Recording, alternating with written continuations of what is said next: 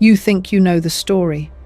The magic mirror, the 7 dwarfs, the jealous stepmother. But the fairy tale you've been told is a lie that has been sanitized for centuries. The original story wasn't written to entertain children before bed. It was written to warn them about a danger so real and so terrible that people in medieval Germany couldn't speak about it directly. Today, we are uncovering the disturbing truth hidden in Bach Tweet's story, a coded message about actual crimes.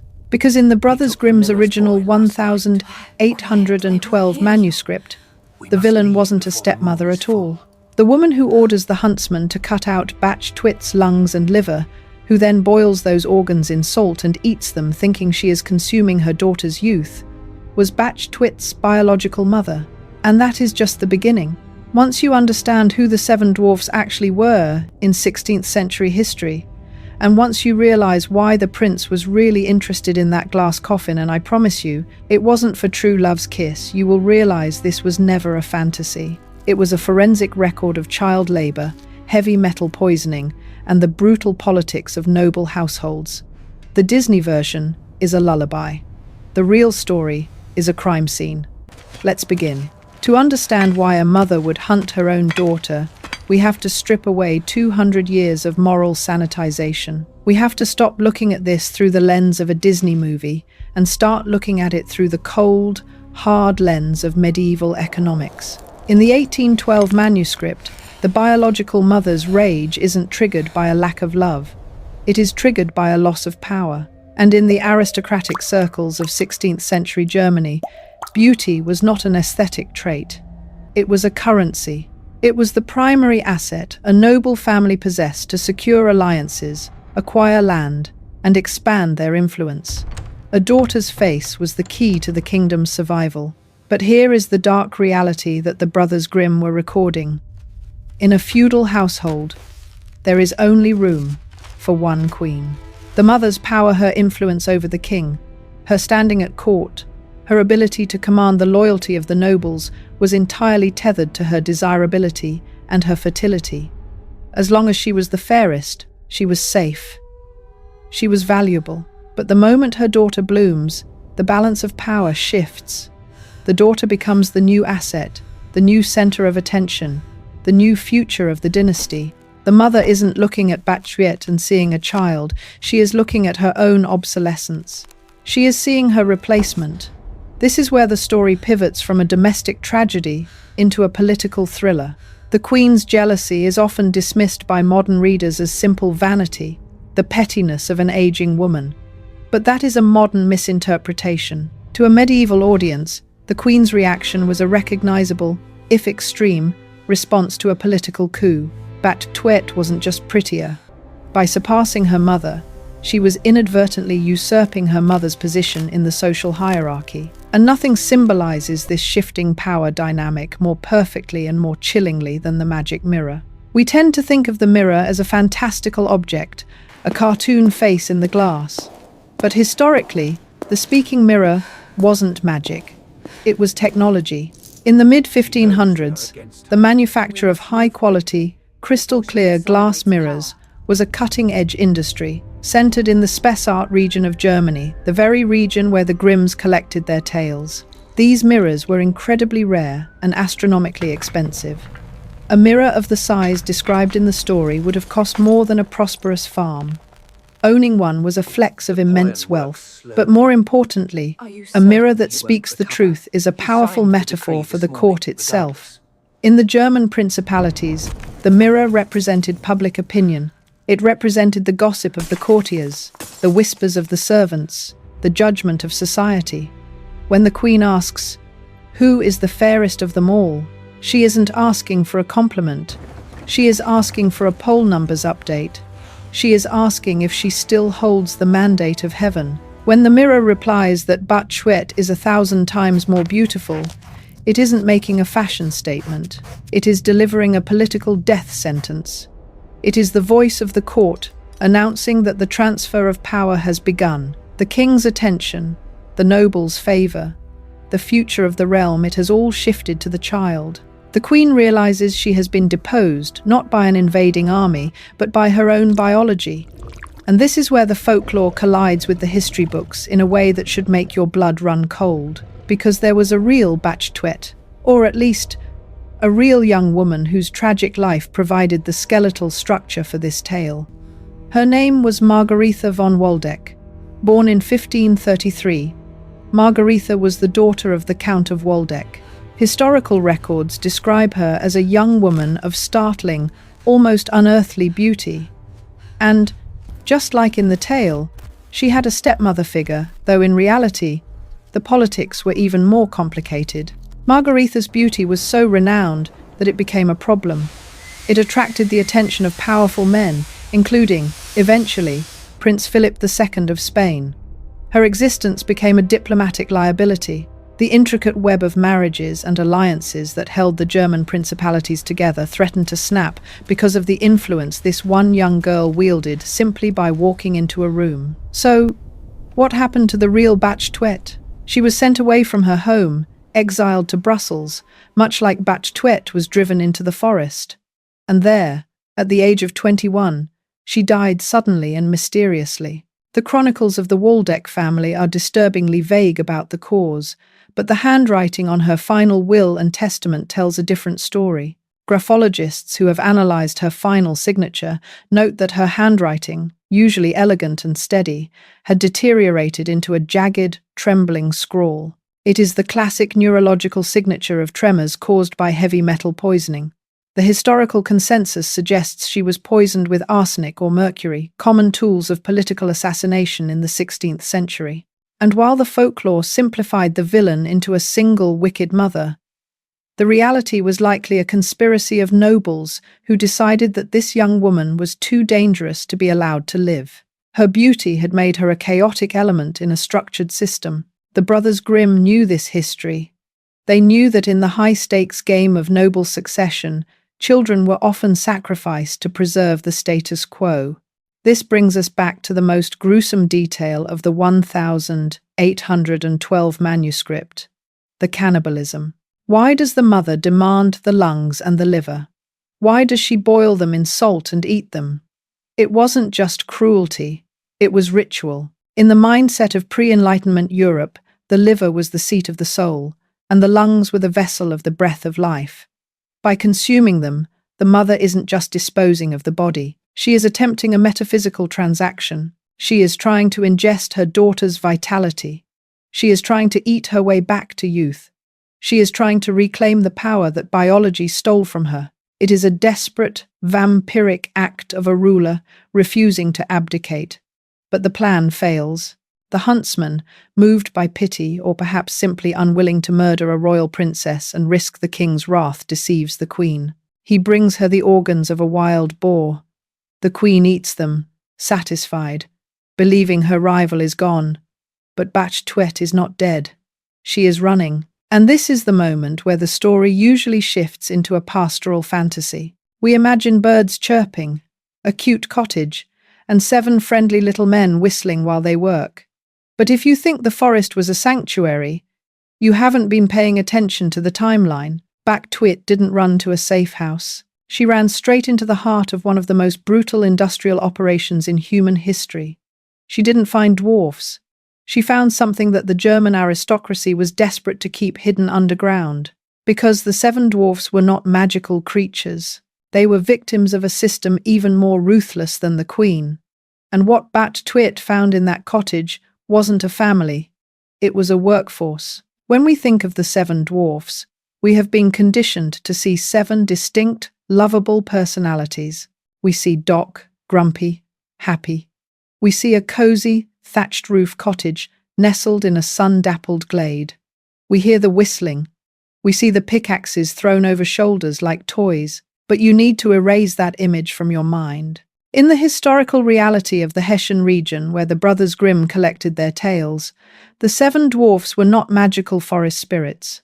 They were the discarded byproducts of an industrial machine. They were the walking, breathing evidence of a labor system that ground human beings into dust before they even hit puberty. To understand who Bach Twet was really living with, we have to look at the geography. The story originates in the wild, dense forests of the Spessart and the Harz Mountains. In the 16th and 17th centuries, these weren't enchanted woodlands. They were mining districts. They were the economic engines of the German principalities, rich in copper, silver, and iron. And the most valuable tool in a medieval mine was not a pickaxe, it was a child. Mining engineers of the era faced a simple geometric problem. The veins of ore were often narrow, twisting deep into the earth in seams barely 2 feet high. Digging a tunnel large enough for a grown man was expensive and time-consuming.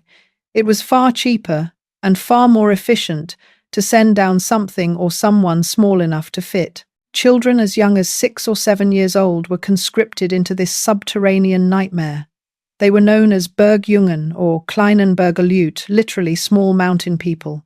Does that term sound familiar? These children would spend 12 to 14 hours a day in total darkness, crawling on their hands and knees through wet, unstable tunnels, dragging heavy baskets of ore behind them. They breathed air thick with rock dust and the toxic fumes of primitive blasting powder.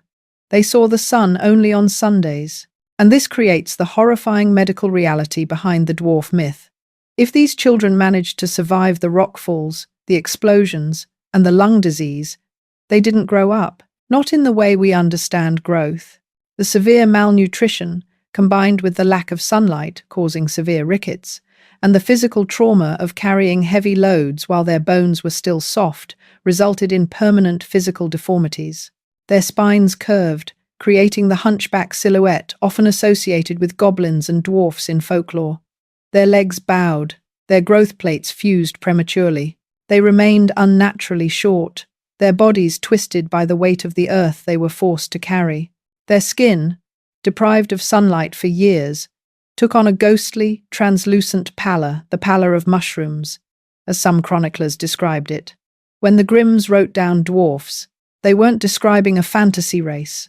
They were describing a demographic. They were describing a class of permanently disabled laborers who had been physically warped by their profession.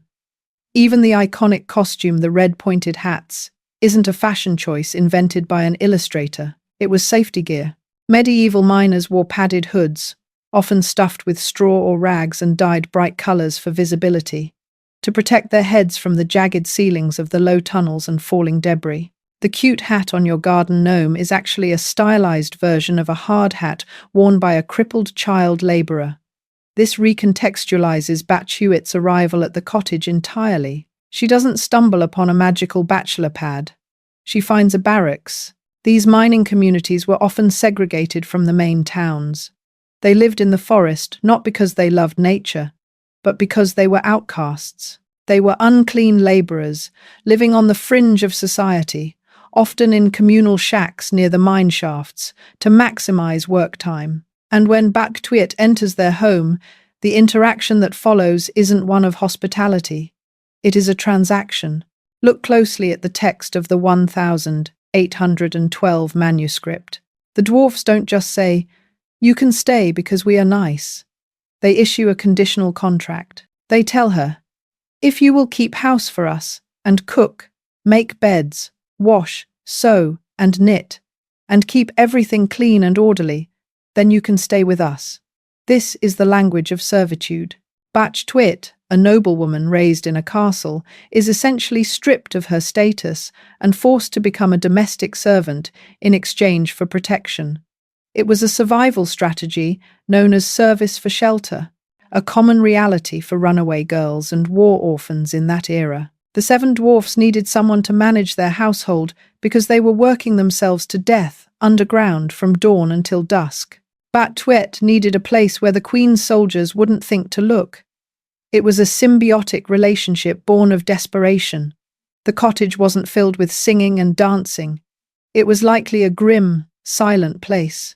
Imagine 7 men returning home after 14 hours in a mine covered in grime, coughing up black dust, their bodies aching from the damp cold. They find a terrified 7-year-old girl, remember, she is 7 in the original, trying to cook a meal with soft hands that have never held a broom. She becomes the mother figure to a group of men who are likely barely older than her in years, but aged decades by trauma. They are a family of broken things hiding in the dark. This historical lens also explains why the Queen had such a hard time finding her. The mining camps were autonomous zones. They had their own laws, their own hierarchies. A royal guard wouldn't just march into a mining camp. The miners were fierce, organized, and armed with explosives. The forest was a jurisdictional grey zone, but the horror of the story is that the forest wasn't far enough. The Grimm tale is a relentless mechanism. It doesn't allow for escape. The happy ever after of the cottage is just a pause button, while Bat Twit is scrubbing floors and hiding in the shadows. Back at the castle, the mirror is watching. The Queen believes she has eaten her daughter's heart. She believes the threat is neutralized. But the mirror, that relentless voice of public opinion and truth, eventually shatters her delusion. It tells her that Bat Twit is still alive, living over the 7 mountains, with the 7 dwarfs. And this triggers a shift in the Queen's psychology that is truly terrifying. She realizes that she cannot delegate this murder. The huntsman failed her. The system failed her. If she wants to destroy her daughter, if she wants to completely erase the competition, she has to do it herself. She doesn't send an army. She doesn't send another assassin. She transforms herself. She descends from the throne, disguises herself as a peddler, and enters the forest personally. This brings us to the 3 murder attempts. Most people only remember the apple. But in the original manuscript, the Queen tries to kill Bat Twit 3 distinct times. And when you analyze these attempts with the eyes of a criminologist, you realize they aren't random magic tricks. They are intimate, predatory violations designed to exploit the very thing Bat Twit was prized for: her beauty. The Queen isn't just trying to kill the girl. She is trying to dismantle her. And the first weapon she chooses isn't poison. It's fashion. The Queen has failed to delegate her violence. The huntsman betrayed her. The forest failed to swallow the child. Now, the Queen realizes that if she wants the job done, she must descend from her high seat, strip off her royal finery, and enter the mud and the muck herself. And this is where the brothers Grimm document an escalation of violence that modern criminologists would recognize immediately. It is a pattern of obsession. Most people only remember the apple. It is the icon of the franchise. But in the original 1812 text, the apple was merely the finale. The Queen actually hunts Bat Twit down 3 separate times, using 3 distinct weapons. And when you analyze these attempts, you realize they aren't random fairy tale pranks. They are specific, calculated attacks on the biological functions of life. The first attempt, the bowdice. The Queen arrives at the cottage disguised as an old peddler woman, crying out, "Good wares, cheap wares." Bat Twit, starved for female company and naive to the danger, lets her in. The Queen offers her bodice laces of woven silk. In the 16th century, the bodice, or stays, was a garment of structure and control. It held the female body in the correct shape. The Queen offers to lace Bat Twit up properly, but the text says she laced her so quickly and so tightly that Bat Twit lost her breath and fell down as if dead.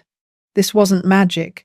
It was mechanical asphyxiation. The Queen attempts to crush her daughter's ribcage, cutting off the oxygen supply to the lungs, the very organs she had previously tried to eat. It is a visceral, physical attack. It is the mother trying to squeeze the life out of the child with her own hands, disguised as a gesture of dressing her. The dwarfs return just in time. They find Bat Twit lying on the floor, not breathing. They cut the laces. The air rushes back into her lungs. She survives. The second attempt, the comb. But the Queen is relentless. The mirror tells her the girl lives. So she returns, this time with a poisoned comb. The choice of weapon here is psychologically devastating. In medieval Europe, the combing of hair was an intimate ritual between mother and daughter. It was a time of bonding, of grooming, of care. By choosing a comb, the Queen weaponizes a symbol of maternal love. She talks her way into the cottage again. Bat Twit, tragically, is still desperate for connection, and the Queen places the comb in the girl's hair. The text says, "Barely had she put the comb in her hair than the poison therein took effect, and the girl fell down senseless." Toxicologists suggest this points to a specific method of delivery, transdermal absorption, or a scratch delivery system. The teeth of the comb were likely coated in a fast-acting neurotoxin or irritant. When pressed against the scalp, a highly vascular area of the body, the poison entered the bloodstream directly near the brain. Again, the dwarfs return. They find her on the floor. They pull the comb out.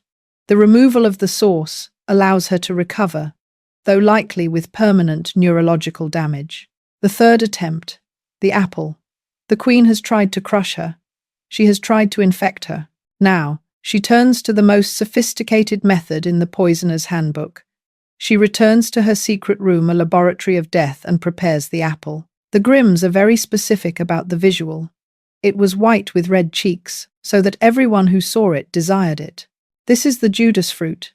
In the annals of Renaissance assassination, the Judas fruit, or Borgia apple, was a real technique. An assassin would take a fruit with a thick skin and inject poison into only one side, or soak one half in a solution while keeping the other half pure. Alternatively, they would use a knife coated with poison on only one side of the blade. This allowed the poisoner to perform the ultimate psychological trick, eating the food themselves to prove it is safe. The queen arrives at the window. Batch Twit, finally learning her lesson, refuses to let her in. "I dare not let anyone in," she says. But the queen plays on her hunger and her trust. "Are you afraid of poison?" the queen asks. "Look, I will cut the apple in 2 pieces.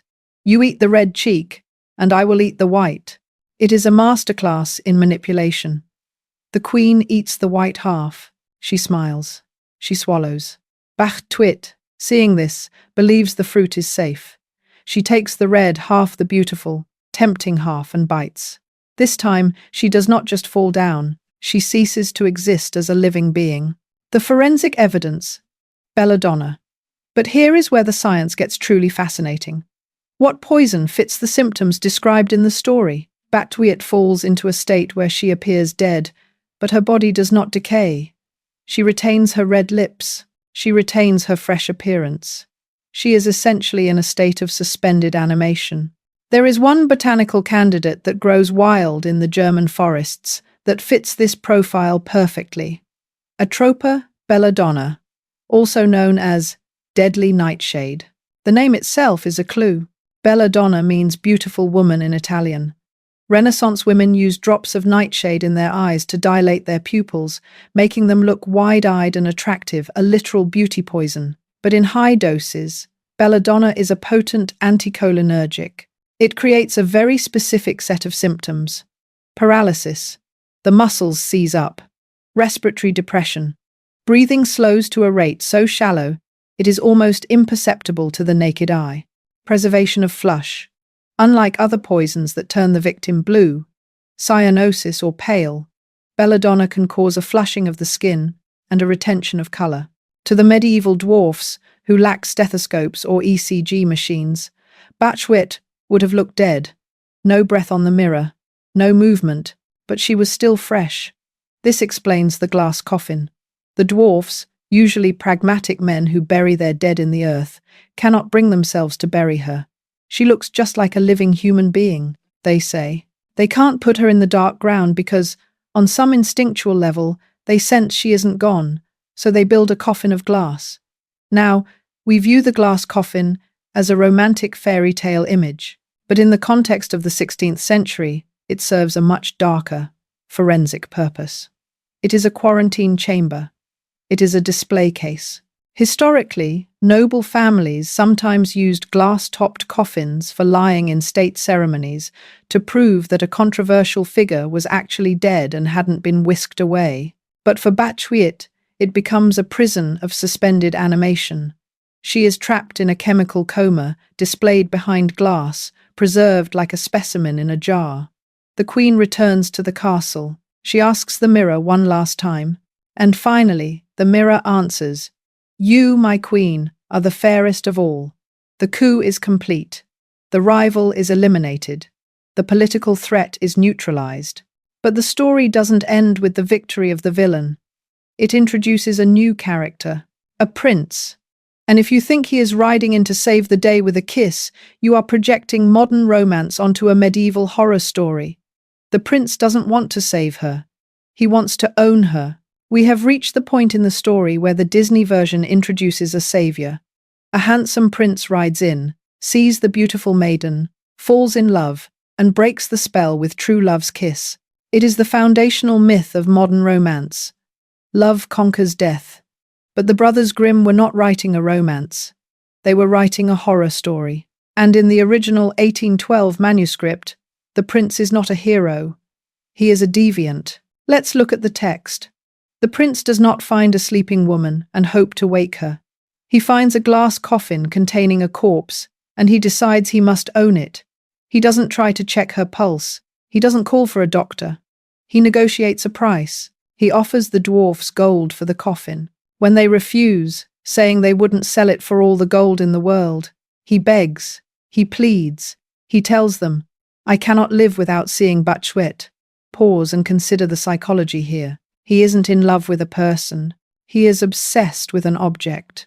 He is fixated on the aesthetic of her death. In the clinical terms of modern psychology, this borders on necrophilia, or at least a fetishistic obsession with a passive, beautiful form that cannot speak, cannot age, and cannot resist. He wants her as a centerpiece, a macabre trophy to display in his castle, much like a taxidermied hunting prize. The dwarfs, worn down by his begging, or perhaps realizing they cannot protect a glass box forever, finally relent. They give him the body. And this leads to the most important correction in the entire fairy tale canon. There was no kiss. Batwit is not awakened by the magic of love. She is awakened by the clumsiness of manual labor. In the original text, the prince orders his servants to carry the heavy glass coffin on their shoulders back to his castle. Imagine the scene. These servants are lugging a heavy box containing a dead girl and a slab of glass through a dense, uneven forest, all to satisfy the whim of their wealthy master. They are tired. They are likely disgusted. One of the carriers stumbles over a tree root. The coffin jolts violently. This physical shock dislodges the chunk of poisoned apple that had been stuck in Batchwit's throat. It flies out of her mouth. The airway clears. The paralysis breaks. She sits up, terrified, and screams, "Oh God, where am I?" This isn't a romantic awakening. It is a trauma response. She wakes up inside a coffin, being carried by strangers, with a man she has never seen before staring at her with possessive intent. The prince's reaction isn't relief that she is alive. It is joy that his possession can now speak. He immediately claims her. "You are with me," he says, and decides then and there that she will be his wife. He takes her from one prison, the coffin, to another, the castle. Batchwit, a traumatized 7-year-old or young teenager in later versions, who has survived 3 assassination attempts and lived in a mine, has no say in the matter. She is transferred from the custody of the dwarfs to the custody of the prince. But the tale has one final act of violence left: the wedding. In the Disney version, the wicked queen falls off a cliff. It is a clean, sanitized death. Nature takes care of it, but the medieval mind demanded a more specific, more brutal form of justice. The queen is invited to the wedding. Why does she go? Because the mirror, her eternal tormentor, tells her that the young queen is the fairest of all. Driven by her narcissism, the pathological need to see who could possibly surpass her, she enters the wedding hall. And there, she freezes. She recognizes Batchwit. The return of the repressed is complete. The daughter she tried to eat, crush, poison, and bury is standing alive at the altar. But the queen doesn't get to flee. The doors are locked. The judgment is ready. The punishment described by the Grimms is so specific and so horrific that it serves as the ultimate proof that this story was a legal warning. Iron slippers had already been put upon the fire with coal tongs, and they were brought in and set before her. Then she was forced to put on the red-hot shoes and dance until she dropped down dead. Let's deconstruct this execution. Why red-hot iron shoes? Why dancing? This wasn't random sadism. In medieval Germanic law, the punishment had to fit the crime symbolically. This is a concept known as Talion law, an eye for an eye. The iron. Iron was considered a binding element, something that weighs down the soul. The heat. Fire was the element of purification. The queen used cold methods to kill suffocation, poison. Justice uses hot methods to cleanse. The dance. The queen used her vanity and her status to commit crimes. Dancing is a perversion of celebration. She is forced to perform a grotesque parody of joy at her daughter's wedding. But deeper than that, this specific torture was historically associated with the crime of matricide or filicide, the killing of one's child. It was a theatre of justice. The burning shoes forced the criminal to dance in a way that mimicked the convulsions of the poisoned victim. The queen, who made her daughter freeze in a death-like coma, is now forced into a state of hyperactive, agonizing motion until her heart explodes. It is a public, visceral demonstration that the natural order has been restored. The mother who tried to consume her child is now consumed by her own punishment. The wedding guests watch. Bach-Tuet watches. There is no forgiveness. There is no reconciliation. The story ends with the smell of burning flesh and the thud of the queen's body hitting the floor. This is the true ending of Bach-Tuet. Not a kiss, but an execution. Not a romance, but a restoration of power through violence. When you look at the entire narrative arc, from the biological mother-eating organs, to the child labor in the mines, to the necrophilic prince, to the torture at the wedding, you realize that the brothers Grimm weren't preserving a fantasy. They were preserving a nightmare. They were documenting a world where children were commodities, where beauty was a death sentence, and where the only way to survive your family was to become harder, colder, and more ruthless than the people trying to kill you. So, what are we actually left with when the curtain falls? So, what are we actually left with when the smoke clears and the iron shoes stop dancing? We are left with a story that has been stripped of its innocence.